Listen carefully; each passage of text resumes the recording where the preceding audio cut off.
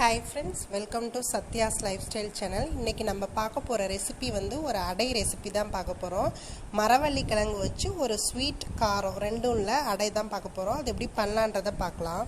இந்த மரவள்ளிக்கிழங்கு அடை பண்றதுக்கு நான் ஒரு டம்ளர் சின்னதா ஒரு டம்ளர் பச்சரிசி ஊற வச்சிருக்கேன். இது நைட்டே ஊற வச்சாச்சு. இந்த கிழங்கு எல்லாத்தையும் நம்ம வாஷ் பண்ணி இது தோல் எல்லாத்தையும் எடுத்துட்டு பீசஸா கட் பண்ணிக்கலாம். இந்த மரவள்ளிக்கிழங்கெல்லாம் இந்த மாதிரி பீசஸாக நான் கட் பண்ணி வச்சுருக்கேன். இதையும் இந்த ரைஸையும் நம்ம ஒன்றா மிக்சியில் அரைச்சி எடுத்துக்கலாம். இந்த காரம் அடை பண்ணுறதுக்கு நான் ஒரு 7லேருந்து 8 நம்பர் மிளகாய் எடுத்திருக்கேன். சால்ட்டு கொஞ்சம் சேர்த்துக்கிறேன். சோம்பு 1 ஸ்பூன் சேர்த்துக்கிறேன். இது எல்லாத்தையுமே நம்ம நல்லா அரைச்சி எடுத்துக்கலாம். இந்த காரம் அடைக்குள்ள மாவை நம்ம அரைச்சி எடுத்தாச்சு. இதில் நான் கொஞ்சமாக கொத்தமல்லி தழை கருவேப்பிலை எல்லாத்தையும் போட்டுக்கிறேன். கொஞ்சமாக ஆனியன் ஆட் பண்ணிக்கிறேன்.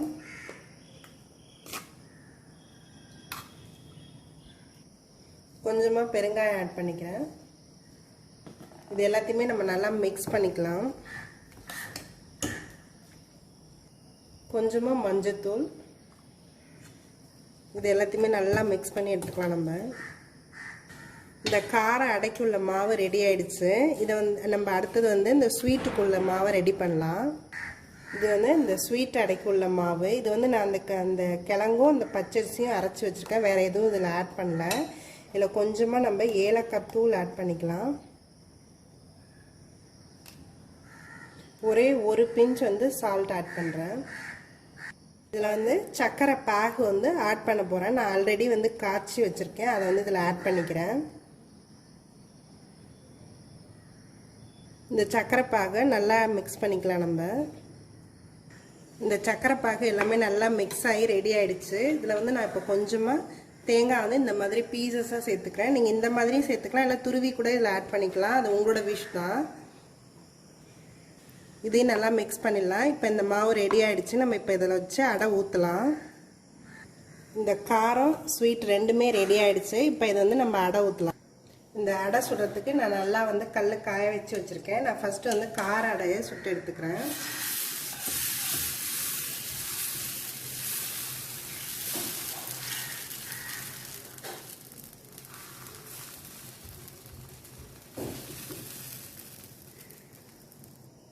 கொஞ்சமாக இதில் சுற்றி ஆயில் விட்டுக்கலாம்.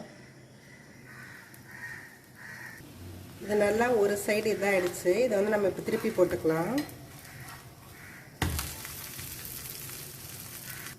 இப்போ இது நல்லா வெந்துருச்சு. நம்ம இந்த அடையை எடுத்துடலாம். இப்போ நம்ம இந்த ஸ்வீட் அடையை சுட்டு எடுத்துக்கலாம்.